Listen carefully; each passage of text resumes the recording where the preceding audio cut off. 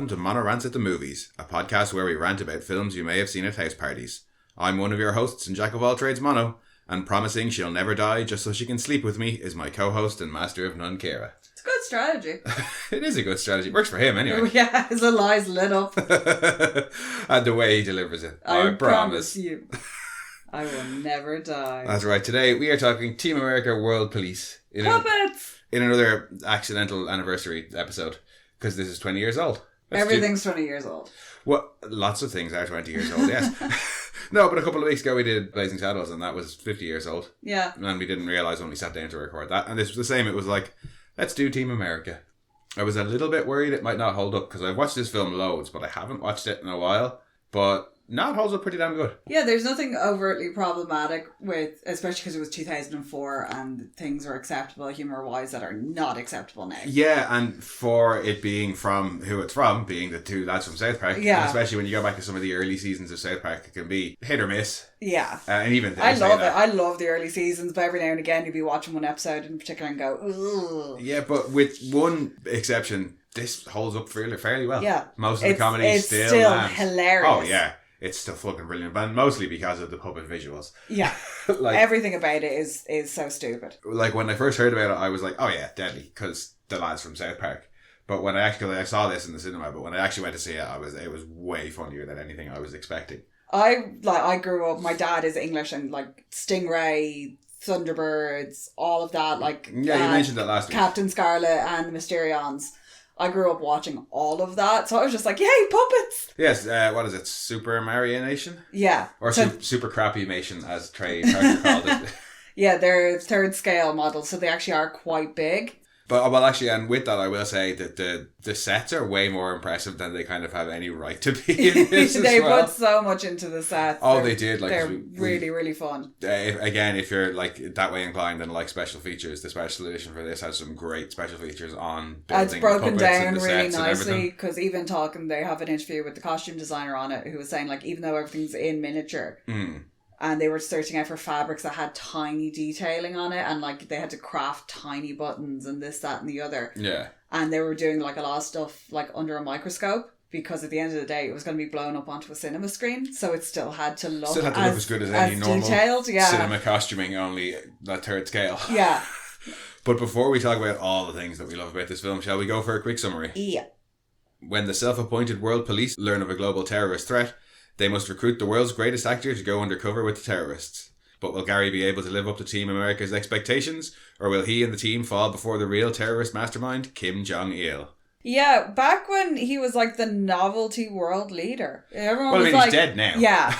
But it was like, remember for a while, it was like, who was the mad dictator of the week? There was a lot of access to North Korea around the time, and all these pictures started coming out, and all this footage started coming out of like the mad military parades and stuff. But he's got that eccentric dictator energy. Oh yeah, about him. He's like up there with Ceausescu, who like had his face on all the yogurt pot lids. Oh, that's not just Ceausescu. That's your man from Gorban Guli, your man from Turkmenistan. Yeah, but he's absolutely he banned got that ballet as well. Yeah, he's absolutely got that energy, and I think that's why there was such a fascination with him, because he did things like kidnap directors and force them to make films, and made a whole lot of films himself and forced people to watch them and say how great they were and that sort of shit. And he was just a bit mad as well. Oh, yeah, and he was very much the indulgent ruler where they were like, just do it, like, you know. Oh, yeah. Like, camels. Opulence and extravagance were very much his like calling cards. Disconnected from everything else, and he makes such a wonderful parody because there was so much there to parody. Oh yeah, I mean, and the Kim Jong-il that we get in this is fucking brilliant. Like it did.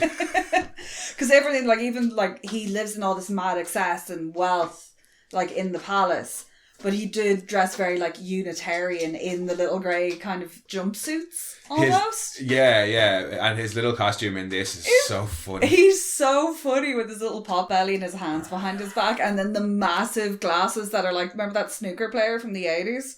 Oh yeah. Who had the massive glasses. It's just when he starts speaking English. Oh, when God, the whole bit with the translator, and then he shoots him in the head, and the hands blicks. The whole hands blicks thing, and obviously his two musical numbers. The one I'm so wrong. Yeah, and then the credit one about Planet Giron or whatever. Yeah, you're worthless, Alec Baldwin. Yeah. And one of the few, I mean, I suppose it is a musical. It's a musical. And one of the very, very few musicals that I really, really enjoy. The guys like Trey Parker and Matt Stone are so good at making musicals. Like, it's actually, like, scary how good they are at incorporating songs into it. Like, they did it really, really well in South Park, even from the early episodes. They got an Oscar nomination for the movie, didn't they? Yeah, the movie's fantastic. I adore Bigger, Longer and Uncut. It's still, to this day, I'll, like, sing songs from it. And sing songs from this. Oh, yeah. Apart from them being hilarious songs, they're all also... Oh, and the Brian Boitano one as well. Yeah, that's from Bigger, Longer and Uncut as well. Yeah. The Brian Boitano one. Great song. But this, with the exception of the montage song, these are all new ones written for the film. Yeah, no, but the montage song is it's a classic. Yeah. It's a classic. But, I don't think I needed to be a comedy for me to enjoy musicals, but it definitely helps. Especially when they're ridiculous. Oh yeah, and it is ridiculous from start to finish, from the dialogue to the puppet visuals to the concept overall. It's as good as any of their other satires, though, because it's such a send-up of big action films as well. Like they were saying they did actually gain an admiration for Jerry Bruckheimer during this, because action movies are hard to write. Well, like the way he does them. And hard to shoot them. Yeah, but like they tried to get like all the cliches in there, like the stopping to have the big emotional conversations in the middle of an action sequence. And they do it so well, from like the following the kind of typical team action movie trope, where it's like bit of action at the start and then recruit the new guy who's kind of an everyman, average Joe who has one special skill, who gets brought into this team. Yeah, he's an actor. Yeah, that's his special skill. His acting talent. But yeah, then you get brought into the team and you have some measure of success, and then for some reason the team falls apart. And then triumph at the end. And it's the team movie. And even the characters as well are so... Oh, no, Sarah the psychic. She's so shit. But even that is just it's an extension of her, because her actions there are like movie stereotypy character is she's the bitchy sensitive friend. girl. Well, she's the sensitive girl as well, like. Yeah. And they just extend that to making her like an empath / psychic. Yeah, she's supposed to be a psychic from UC or from Berkeley's like School of Clairvoyancy or something, I think. But yeah, she's great. I sense that you're feeling anxious. And who was the NFL he was the University of Nebraska quarterback. Oh yeah, Joe. A born leader. Yeah, Joe, but not the leader of the group for some reason. Joe is just that, he's in those like team films, he's the character who's like quite welcoming to the new guy, and he like Ace in Starship Troopers last week. Yeah, you know what I mean? All kind of country boy. Yeah, I'll help you out and be your new friend. And then obviously you've got the love interest character in Lisa, who's the beautiful, smart, capable action woman character. Flicks. Oh, I had to start. Yeah. Hey, terrorist, terrorize this. And then the hair swish. And then Chris as your tough guy character stereotype. Oh yeah, he smokes and he's got bleached tips. Yeah, and some of his insults are just so fucking hilarious. Some of them are stupid. And he never really trusts Gary. No, and he's that kind of secondary antagonist in the story who's like, doesn't trust the new guy. Yeah. And I love all the characters are so tropey, and some of the dialogue for them is just terrible. Baxter, the chauffeur, who's clearly a female puppet in a mustache. Sexy Baxter. It's not right. It's confusing. The first time you see it, you're like, what? What's going on? And then when she's making the cocktails for everybody, you're like, no, that's definitely a girl. It's the thing that they do as well. Like it's like when we were talking about Blazing Saddles, there's so many. You've got your visual gags, you've got your obvious written gags, and then you have your ones that just go unexplained, which I always appreciate. Like Baxter just being a sexy girl with a mustache. The fact that none of them can walk across a room straight. Oh, the walking in, this gets me every single... I love the kung fu fighting scenes at the start. The very first one is brilliant. Yeah. They do it later on in South Park with the WikiLeaks, the rat fight. Yes. Yeah. And it's fucking brilliant. I love it. I love that sort of like fake out. And there's a couple of great like fake out gags in this. There's that of setting up a big fight scene and then nothing happens. Spotswood being like, or Gary not trusting Spotswood and being like, no, you just want me to get in the car and suck your dick. And Spotswood being like, no, I don't want you to perform oral sex on me. And then as soon as he gets him in the car, perform oral sex on me. Yeah. Or the door. The chair. Spotswood's little chair thing. Why do all these people have chairs that seem to have their own like fucking mind? Well, again, just the way it starts zooming around erratically. One of my favourite running gags in this is the chair, and then the 9/11 times 100, 1,000, 23,716. I don't even know what that is. Nobody does. It does. I was a little bit worried going into it, but nearly all of the comedy still lands. In fairness, most of Kim Jong-il's lines were used by both you and me frequently in work. I mean, in particular, why is everybody so fucking stupid? Yeah, and Jesus Christ, open your fucking ears. Yes. More than any other film, yeah, I quote those two lines a lot. Definitely. Why is everybody so fucking stupid? Oh yeah, and again, used in all contexts. Again, Kim Jong-il is just he's so done with everybody, and he really is. Like, I've been like working on this for 10 years, and you lot are not gonna fuck it up on me. Yeah, I don't know what, like, just the idea of having him as the head of the World Terrorist Organization thing, and then obviously where they go with them at the very end is just ridiculous and silly, but it's equally fun. But yeah, just the whole Kim Jong-il as a bad guy is and everybody else being kind of useless. What on his side? Like the Chechens are like, well, we blew up the Panama Canal because we were mad about what happened in Cairo. Yeah. He's like, for fuck's sake!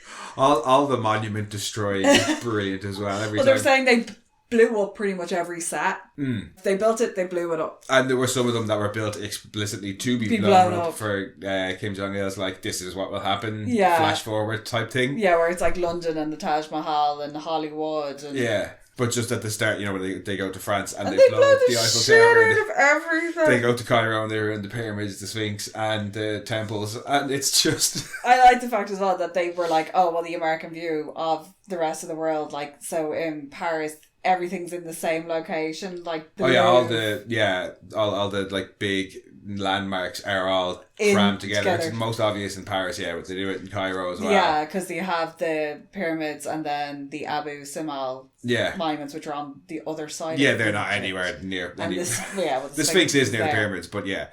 And how that stereotypical look of it, where it's all like desert and like Panama, all the trees are cannabis.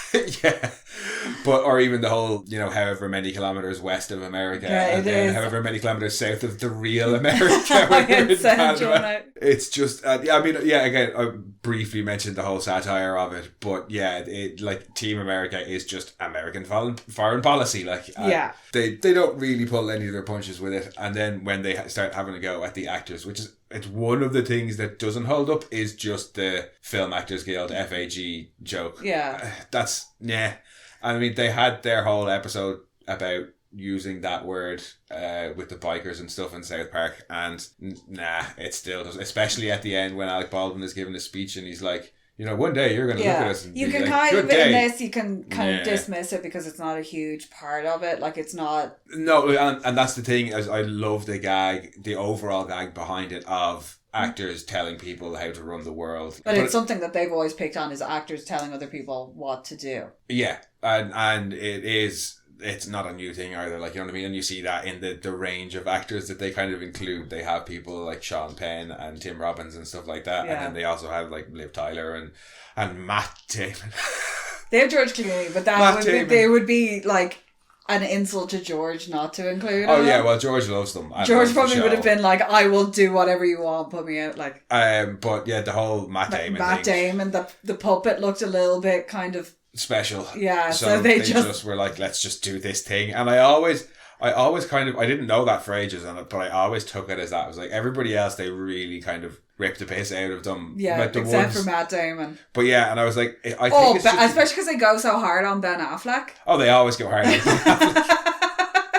I like tacos and burritos. But yeah, no, I always took it as just Matt Damon's just such a nice guy. Yeah. And they had nothing bad to say about him, so they were like, let's just make him a dope. No, they were going to make him like really intelligent and articulate. I think they were going to make him like the Eddie. And they saw the sculpture and were like, No. But it works so well. Oh yeah, and it just... Tim Robbins in this is just unhinged. When Tim Robbins and Martin Sheen's are guards. It's actually a really quotable film.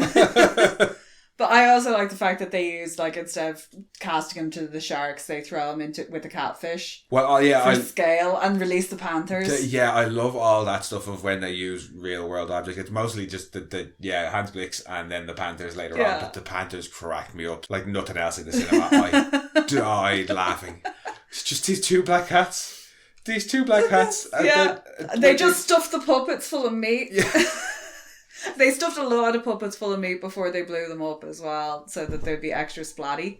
And I think that those moments work even better when they do draw you to the fact that, I mean, obviously you know the whole time that you're watching a film with puppets. Yeah. But they try not to draw it out in the open too much. There's a couple of times there's one, and obviously the puppet sex scene, which we'll talk about, is another one. But those scenes work so well when you're like, oh yeah, it's puppets, because they play the rest of it so straight and so like a genuine American action movie, that those moments where Who they are gets kicked out over the balcony and splats on the ground? Susan Sarandon.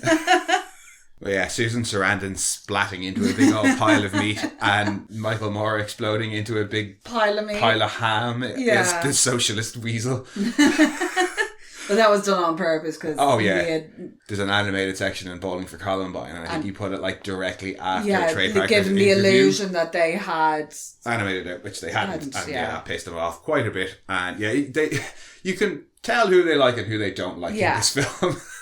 Because like they're really fond of George Clooney, they still kick his head in half. Yeah, but even he doesn't say anything expressly or really obviously stupid. No. You know what I mean? And what's Susan Sarandon's line before she gets shot and kicked off the balcony? When they're like, "You shall die a peasant's death." Your powers are fading with age. Some of the lines are just so pure. Acting. No, I think my favorite like action line of all is when Spotswood is like, "Welcome to the team, Gary. You renegade maverick." The computer being called intelligence. Just the voice. No, that's bad intelligence. Very bad intelligence. I'm sorry. Intelligence cracks me up as well. And again, it's that very like 1960s Man from U.N.C.L.E. Yeah, the super computer. Supercomputer, yeah. And obviously all their vehicles with their Valmorphanizing. Oh, yeah, that's very Thunderbirds 1 and 2 and 3. And I used to have the toys of them. Yeah. And Thunderbird 5 was the little yellow submersible that used to be stored in Thunderbird 3, which was the big roundy ovally one. Thunderbird 1 was the rocket. I thought that was 2. I remember there being there was one that's like a rocket and then like an Apollo thing. The bulbousy ship thing used to drop the container, and like different ones could deploy out of the container. And what was I can't remember what the car. I think that was 3. Oh, maybe that's Baxter. Because Penelope? Yeah, Lady Penelope. Didn't she have like her jowly old-faced chauffeur who's like eyes. So maybe that was it. They were like, Spotswood should have a female chauffeur, but we'll keep the mustache. He didn't have a mustache. No, but just for the sake of the gag. Because her limo did mad shit as well, but that wasn't 3. That her limo was its own thing. Was that not a numbered thing? No, that was her own personal. Oh right, but doesn't it have like guns and stuff? Yeah, because she's badass. Yeah, well, I mean, all the weapons that come out on the Jeep and she's not a Tracy. I don't know. I can't remember exactly what her connection is. Tracy? It's Tracy Island. I never watched Thunderbird really. Oh, right. I mean, like, episodes here and there. They're all related. But like, oh, right, okay. Yeah, they're like sons and the dad is like the captain. Oh, all right. I did not know that. And they're defenders of the world. Much like this, where they're just like, they're basically vigilantes. Yeah, well, yeah. The being based out of Mount Rushmore is just fucking brilliant. Yeah, well, you have Tracy Island in Thunderbird, so they have their own island where, and like the runway, all the palm trees used to fold down. Yeah. I think so. But so in this, you have like the mouth opening and the head opens and the face opening, and if they all tried to take off at the same time, they'd crash into each other. Probably, yeah. Because two of the faces face each other, sort of. How do they launch the sub from there? I think they have like an underwater one. Oh, they have a lake or something. I suppose there is a waterfall in their base. So. Yeah. Yeah, how did he get there? Because they're all like, let's go, and the helicopter's like in the lead. Yeah. I love the little battle at the, well, not at the end, but before they all get like taken captive and they all get shot down when they're fighting the terrorists and the North and they're Koreans. still all arguing with each that's other. it, yeah, they're all arguing as they're just mowing down opponent planes and stuff. It's like watching Fleetwood Mac perform. But yeah, that's probably a good analogy. I value your friendship. Oh, again, just some of the lines are just pure American cheese, and I love it. Like they're just when he's like, "Didn't you realise Joe's in love with you?" whilst blowing the shit out of a submarine. I was like, why is he smoking in a submarine? He's just that badass. Yeah. Don't you know those things will kill you? Well, yeah, they have a cutscene of him being like, "Yeah, don't you know those cigarettes will kill you?" He's like, "Oh, they could just save your life." Yeah. Which they kind of do later on. Yeah, with in the Tim film. Robbins. With Tim Robbins, yeah. Which is hilarious, just watching a marionette burn. Again, that's another one of those. You just set the marionette on fire. No, like the fake out gags, they do a lot in this movie of where they'll extend the gag just past where you think it's finished and it makes it funnier again. Like Tim Robbins screaming as he's on fire and then he falls to the ground. And then lifts his head back up for one last. Ah! It's like Gary vomiting. It just goes the bar. And that has one of my favourite lines and / favourite line deliveries. You're one shouting out of the window. Shouting out the window. Get out of the street. Get out of the street, you fucking bum. You gave up on life, didn't you? And then, yeah, just the vomiting that just goes on and on and on. It's fucking great. That is puking your ring up. Yeah, if you've ever heard the phrase puking your ring up and weren't sure what it meant, that pretty much covers it. Yeah, especially if you end up lying on the bathroom floor crying. Yeah, so, you've just got to lie there for about 10-15 minutes, gather yourself again. So the puppet sex. Yeah, it's awkward, it's uncomfortable, it's also hilarious. It is. I mean, no, I don't know. You think it's going to, the way they frame hilarious. it starts off being kind of tasteful. Yeah, well, yeah. Like it's the atypical, like, sex scene footage, Yeah. like the tangled sheets, the entwined feet. Yeah, and then like a hand running down a chest, and then it just cuts to real sloppy looking puppet missionary, and it just goes on degrades. from there. Oh, they did leave brilliant. out. There's one in the deleted scenes, I think. It's the only one they cut out, I think. Yeah, where they had mounted a drill her. attachment, and they mounted her on it and have her spin around. Which is hilarious. But yeah, apparently that's one of the only things that they did have to cut was that scene. They had made like 9 or 10 different cuts. Every now and again, though, you know that they've put stuff in that'll get cut out so that other things will be left behind. Like, well, that's what they said. They well-known tactic in a lot of filmmakers. They put that stick in as a distraction almost to distract away from other it'll things. be like a throwaway that they don't mind cutting out, but it means that they'll have snuck something else in. They did a lot of it in Bigger, Longer and Uncut. In fact, the name was one of them. Yeah, they thought that would get pulled immediately. Well, no, they had whatever the original name was. I can't remember what it was. It was like South Park is going to hell or something like that. And there you're was going like, to hell. It was just like, you're not allowed to use hell in the title of films. We don't like that. So they were like, okay, and they sent this back as a joke. South Park, Bigger, Longer, Uncut, thinking, they're not going to let a dick joke get through if they wouldn't let hell, the word, get through. And yeah, no, that got approved. Yeah. But yeah. Mind you, if they had through all the Satan and Saddam. Yeah. And I think that's another reason why Kim Jong-il is so fun here, because they had already had so much fun with Saddam. Who said, remember I used to have the bobbleheads of them that said, I love you, Satan, and I love you, Saddam? Except... It wasn't Saddam's voice. Yeah, it wasn't Saddam. It was Greg, the boyfriend. Yeah, it was weird. Like, yeah. Yeah, no, it just I really, really still love this film. I have to say, like, there's just, and I really appreciated the visual aspects of it this time around. Because we watched the special features, it just reminded me of the amount of effort that they put in. Yeah. And like, this was greenlit because they thought it would be cheaper to make. The production studio were like, oh yeah, puppets, that won't be expensive. That'll be cheaper than using real actors. No. Everything had to be modelled and built on 1/3 scale. And the two lads have said they will never make a sequel to this. It was long. But I've heard that as well. Like, at least this would have been quicker than stop motion. Oh, I'd say it would be a lot quicker than well, I mean, maybe motion, I don't know. Maybe the pre-production and stuff is. Well, yeah, you would have still certainly had all the filming would have been a lot quicker than with stop motion. Speaking of, though, that opening scene, the puppet fake out with the marionette holding the marionette. And that was apparently what the first footage that the studio exec saw. And one of them was not very happy at all. No, I mean, if they wanted a cheap film, that would have given them a cheap film. No, but even the detail in the Paris scene, like the fucking road is paved with croissants. Yeah, but just when they pull out and you see everything that they've done, it's not the... It's a big model. It is a big model, because you get the flyovers, and you can see even just the scale of it. The amount of like the various puppets that they've put in. Because there's a lot in there. Correct me if I'm wrong, but from what I remember of your Captain Scarlets and your Thunderbirds and stuff, it was only ever really the main characters and maybe one or two other puppets. Yeah, you never had that many puppets on screen, and there's a lot going on in that opening scene. And they have remote control stuff as well with a lot of the vehicles, like the cars and stuff were all remote controlled. And yeah, like I know I've had Labyrinth, and they were saying the sets for Labyrinth were like Swiss cheese.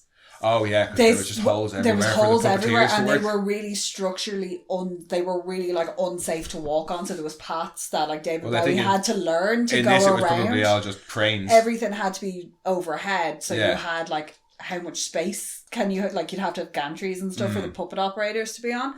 So at least in that way, it was a lot safer. Because apparently, especially the set for like Magic Dance, which it's a big sing along bit in it, but was just holes everywhere. But no, it does. I think because they took that attitude of like we want to shoot it like a big budget action film. Yeah. And they got the DP Bill Pope had just come off doing the 2 Matrix sequels and like Spider-Man, which is why they have that lovely little Matrix gag in it, where they lift the 2 puppets up and then just spin them. Yeah, and then drop them back down again. Samuel L. Jackson says, "Stop trying to hit me and hit me," which is one of Lawrence Fishburne's lines, alluding to the whole people kept thinking Samuel L. Jackson was Lawrence Fishburne. But yeah, I love those fucking kung fu scenes. They're just, anytime they're running around and their little legs are just...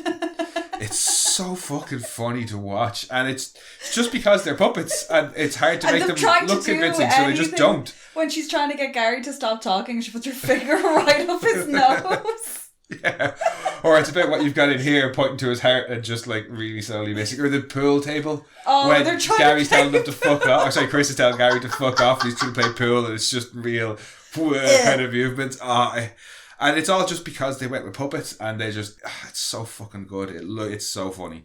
Yeah, I would watch a sequel if there was another sequel. Like, we're never going to get one.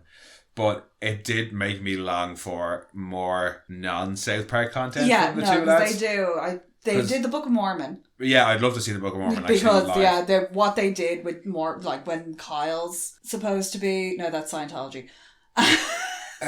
Like they do when they poke fun at religions. They do it well. They do it so well, because the Scientology episode was fucking amazing. Oh yeah, but like they so just you've got Cannibal the Musical. Yeah, your Orgasmo and Basketball. Like when they do. Now I know Basketball was from the Naked Gun Riders, but I think the lads were fairly involved in it as well. Well, the fake it's very much their style of comedy anyway. But yeah, when they do non-South Park stuff, and South Park's great as well, don't get me wrong, but I think even they're getting tired of South Park now. Yeah, because there's only so many times you can, like, they've covered everything, you know, like they ripped the piss out of it with The Simpsons did it. Yeah. And now it's at the stage as well where it's like South Park's done it. Yeah, like, and I'd like to push it more because it's expected of them. Like, especially I think it was season 12, season 13 with like woke strong woman. Oh, and yeah. Like PC Principal. PC Principal and Strong Woman and stuff. I think that was later. That was like maybe 18 or 19. But yeah, it just... it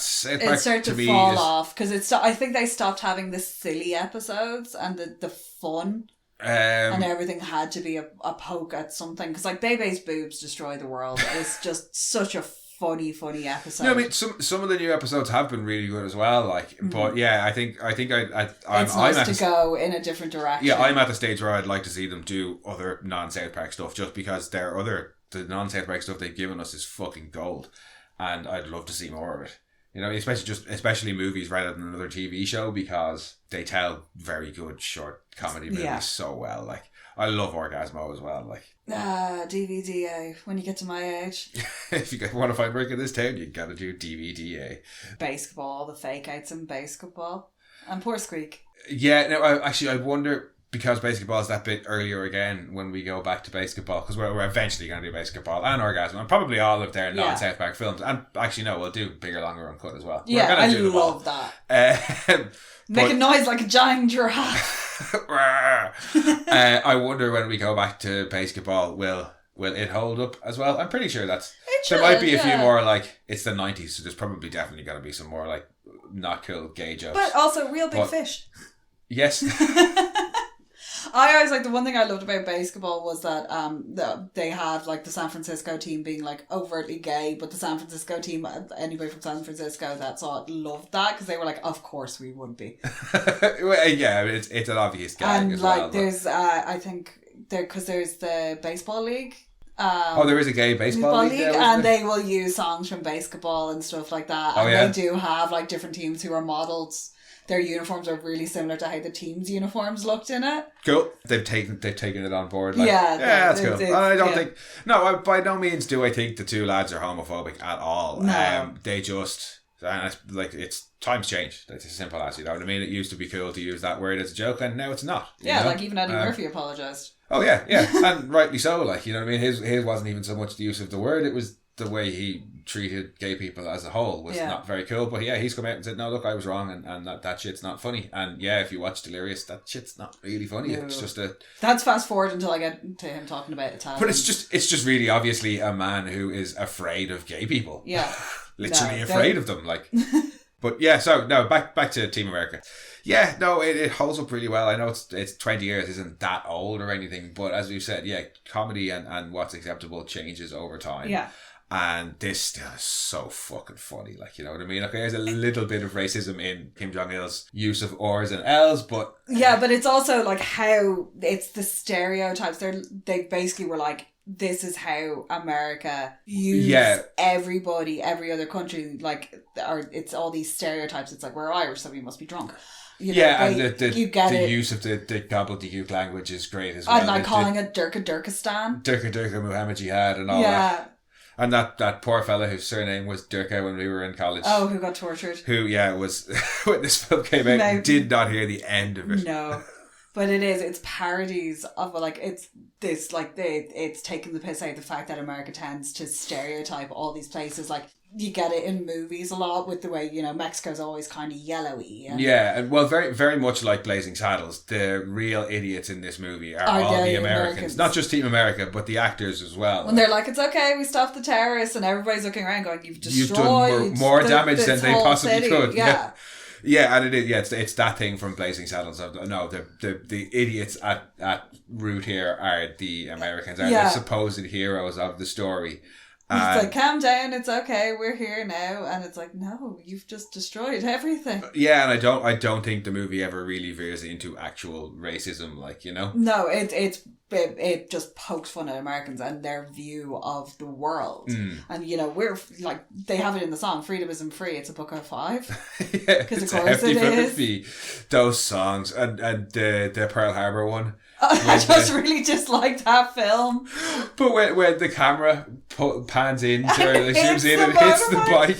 Every time he goes off to have a think about things, and it's just a little marionette in front of, like when he's in front of the Lincoln Memorial, and it's just a little marionette. Yeah, it's propped up against the rope. Those moments where they remind you, you're watching a puppet and the scale is there. It's just... It's like, I always like the Real World breaks in Harvey Birdman, where it's the guy in the costume just running around. Yeah, very similar in tone to those, actually. But yeah, when he's on the motorbike and he's off having his, like, reflective moment, he pulls up next to the barrier on the side of the road and he's only the size of it. It's so cute. The idea to do it was great. It was like, let's just make it all with puppets. And I think initially they had wanted to do a puppet version of The Day After Tomorrow. Yeah, that would have been fun. And release it at the same time, but lawyers convinced them not to. No. And it would have been funny, but I don't think it would have been anywhere near as funny as this is. No, and this you could only kind of really have been as ridiculous and over the top with puppets as well, to make it just so absolutely caricaturish.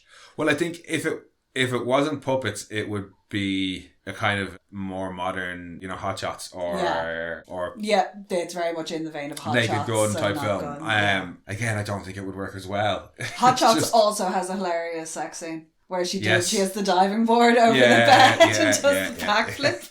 Little sizzling belly. Yes.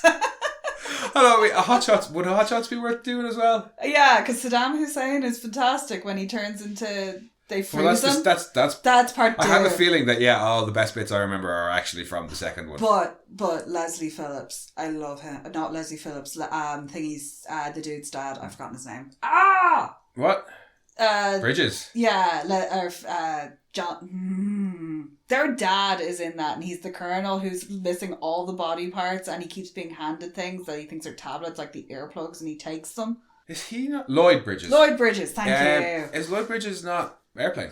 But he's in Hot Shots as well. He's the insane... I haven't seen Hot Shots in so fucking long, apparently. Yeah. He's like, I don't have a kidney anymore. I got it. Like, he's basically that guy in Futurama who's like missing all the body parts because he's left them all over the galaxy. Free Waterfall Junior or Senior? Yeah, he's basically that kind of a character. And at one point he's handed earplugs and he's like, oh good, my heart medication, and takes them.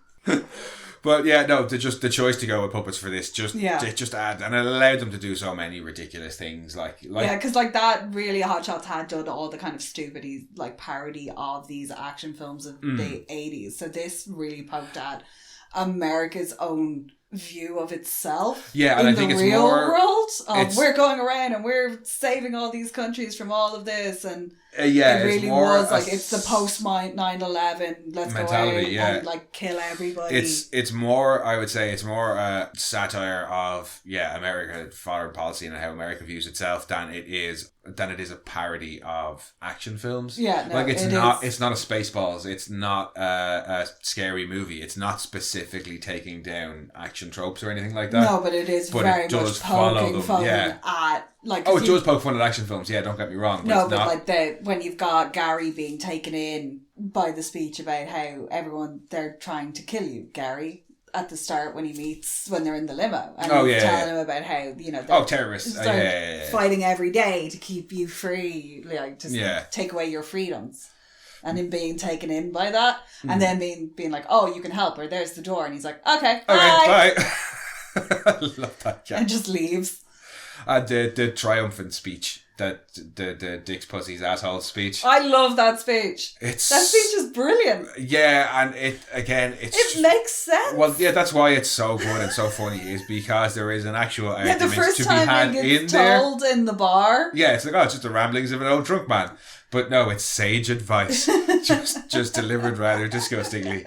The fact that it turns everybody at the end, that's what wins people, again, is another one of it's that kind of trope of like the action hero's journey of this thing that I learned I can now use at the big pinnacle moment. Speech. Yeah.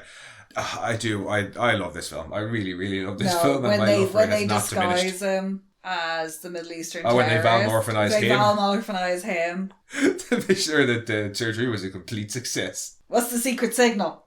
Oh, the Team America secret signal. It has been used in a work environment. Oh yeah, that signal's a secret signal. Sometimes I don't even tell people. I'll just make that motion at them. They will come over to see if you're. Well, if they've seen the film, they'll either see the film and get it and be like, the Team America signal, or what the fuck is wrong with you? Good, I need your help. Yeah, the super secret alpha position 1. Oh yeah, where they're just standing standing there talking to each other. I like that they walk in, they land and it's all pretentious and shit, and they all get out at the same time. Yeah. And then send him off in full view of the guards. Yeah, and fucking Spotswood being like, go in quick and quiet. It's like, microphones and announcing to people. Oh no, it's funny as Sarah looking for Gary. I sense he's still in the tavern. Gary? Blowing the shit out of everybody. Gary? No, he's not there. And I love that little chase scene. They come out of the terrorists come out of the tavern, burst through the doors and drive off and don't cause any damage.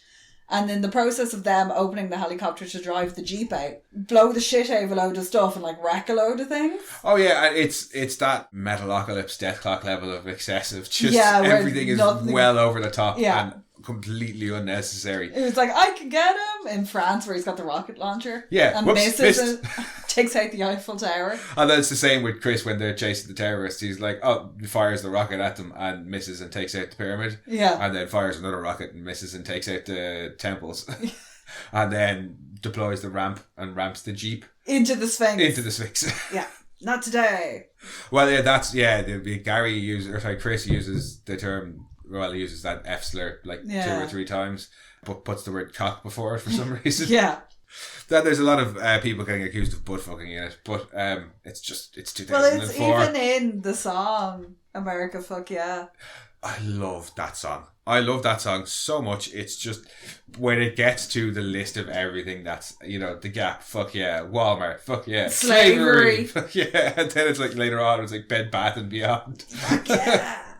Oh no, and the AIDS song. Now, I have a special relationship with the AIDS song. You had the AIDS song as your ringtone when I met you. I had the AIDS song as my ringtone for so long, and it was so hard to get. I was in work one day, way back when phones didn't have Bluetooth, they had infrared. Yeah, and you had to point them at each other in a very special manner. A very, very shitty phone, and every time we tried to send something via infrared, it would freeze up. Sometimes it would work. 90% of the time it would freeze up. And I spent about an hour and a half just repeatedly trying to send the AIDS song from my friend's phone to my phone. Over and over again, freeze up, break, try again, freeze up, break, try again, and eventually it sent. And I was so happy, I stood up and loudly proclaimed to a shop full of people, yes, I have AIDS. Not even the worst story related to that song. No, or that shop. Oh God, no, not even close. Considering that was to that basically shop. Clerks. Oh, yeah, that was my own personal Clerks was working in that shop. No, the worst bit of that was when I had that song as my ringtone and we were getting it on and somebody rang and it played and it was like, oh, well, that's a mood killer. Yeah. Oh, no, I do. I love the songs in this. Even after the traumatizing me like that, I love the songs in this film. Just, they're so random and I don't care where you kiss me as long as you're a woman. No, only a woman gets to touch me there. Yeah. All I ask is that you're a woman. Yeah. Every song has at least one brilliant line that's the bar. yeah, that's exactly. It's like the Now You're a Man song. Man. Yeah, that's from. Is that Orgasmo? Is that at the end of Orgasmo? Yeah, the two lads are good at writing stupid songs. Yeah, but they do it so well because you'll be singing along with it and it all makes sense, and then they'll throw a line in there. That just makes you go, what? Hang on. Who? What? Hang on. Did he just say that? I think it's the Pearl Harbor one that really gets you. Because you're just hang on, what now? Why do you hate it? It's like I understand why you hate it, but it's just Ben you're not Affleck expecting. needed those acting classes. You're just not expecting a song about missing somebody to be about how bad Pearl Harbor is. It's they wrote a whole one about what Brian Boitano would do. Like I say, they write hilarious and stupid songs. It's just like, I'm going to write a song about this. And they also do hate Ben Affleck, so it's funny. But before we get on to favourite things, is there anything that we don't like? Not really. Some bits of it, when you've seen it a couple of times, there's some bits of it that are a bit boring. All the dramatic moments of them declaring their feelings to each other. But I just don't like that. I was can move on. Now is not the time.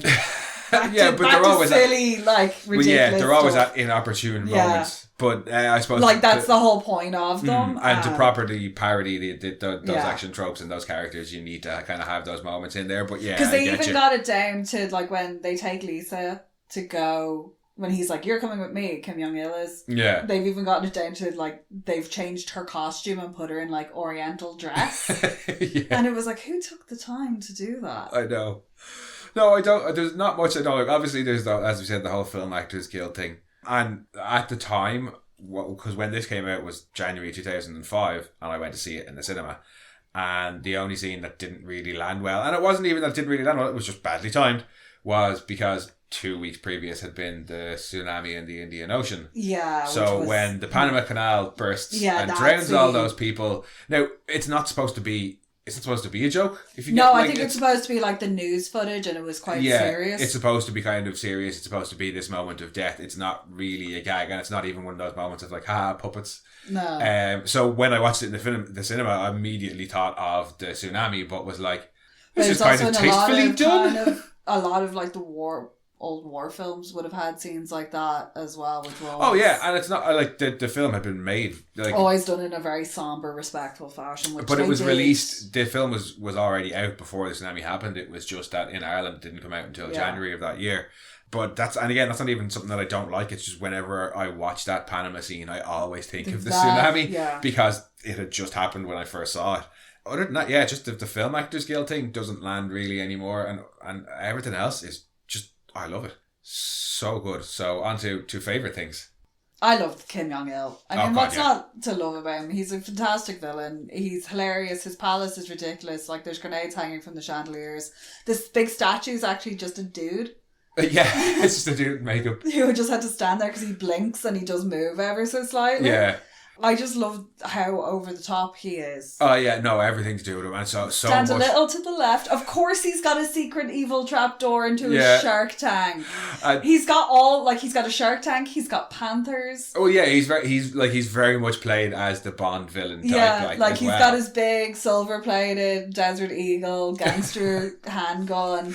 Yeah, well, that you have those different elements. Yeah, he's Bondy. He's also kind of gangster Yeah. in that sense, and he's just. And all the pictures of him around the place, just all the set stuff. Like, you've got the picture of him like fishing, Yeah. and like meeting different people, and they're all like actual pictures that like have been released that they just took, because there's so much stuff, and like his face is on everything. It's just the whole ego. Yeah, he's And he's this tiny little man. so much of the comedy that comes from him in the film is fucking brilliant, and his constant, like when Alec Baldwin is like, "I'd like you to meet our new sponsor or our new partner," and he just sticks his face right into the camera. Hello. And it's so good. When he's doing the voice, or not the voiceover, but like the MCing at the start of If you turn to the left. attention to the box to the left, you'll see our illustrious and multi-talented leader, Kim Jong-il. Hello. And then pretending like it's not him, and then Yeah. saying, "Hello, everybody."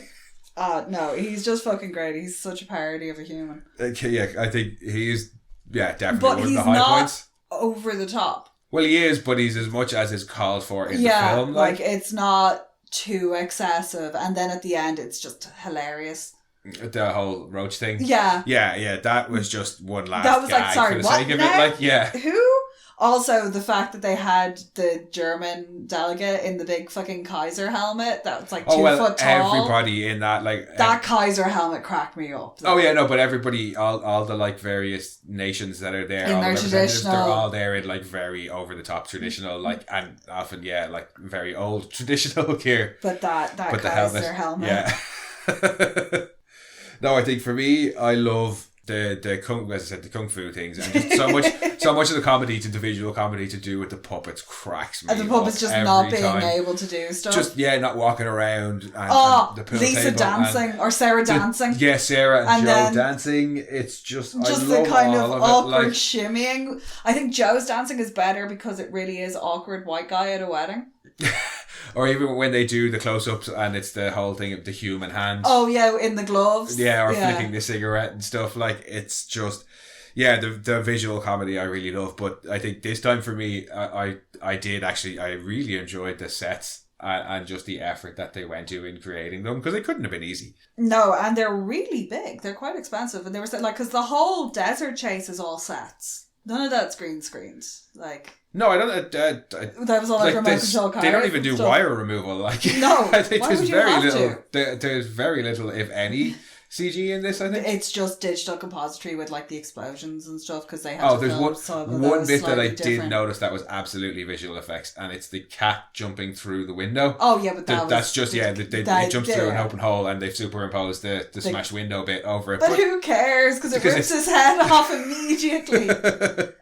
Oh, the Panthers! Yes, the Panthers especially are before that, especially when he's like, "You don't have psychic powers." the Panthers are another highlight. Absolutely, But just the fact that he says so matter of Sarah, factly, you don't have psychic powers. you don't have mental powers. Just stop. Admit it to yourself. We've allowed this to go on for too And long. it has that typical Trey Parker, Matt Stone thing of so many of the, and like Orgasmo and Basketball have it too. Just the delivery of certain lines are just fucking great. It's not even the line itself that's funny, it's the just the way it's delivery of said. it. Like, particularly your one given out to him when he's vomiting in the alleyway. Gave up on life, didn't ya? Yeah, it's one of those comedies that I think I will always be happy to go back to. But yeah, no, I do. I was not pleasantly surprised. I think there was a little bit of worry that it might not have held up, but it holds up really, really well. It's still just as funny for me as it always was. The puppets are great. The written comedy is great. The parody and the satire aspects of it, still great. Just highly recommended. Yeah, no, it is well worth watch. I think that about wraps it up for Team America World Police. Yeah, gonna go bomb the shit out of something else. We will be back next week with, I don't know what, undecided. At least not, we're out of 1997 now with this film. Yay! We were Thank fuck. stuck there for a little while for some reason. Yeah, but we went from one satire. One fascist satire to another fascist satire. But yeah, we will be back next week with our usual undecided film. Thanks as ever for joining us, guys. But in the meantime, if you want, you can head back and listen to some of our previous episodes or our other podcasts on Mono Rants the Boys. Or we were very recently just over on the excellent podcast Hallmark of Greatness, talking the very not excellent film. What was it called? Tales of an Ancient Empire. It was garbage, but we had so much fun with the Hallmark of Greatness, lads. Go and check that out too. If you want to come and chat with us though, you can talk to us on Twitter at rantsmono, on Instagram at monorants_the_boys, or you could send your own rants to monorantspodcast@gmail.com. And we'll chat soon. Bye bye. Bye bye.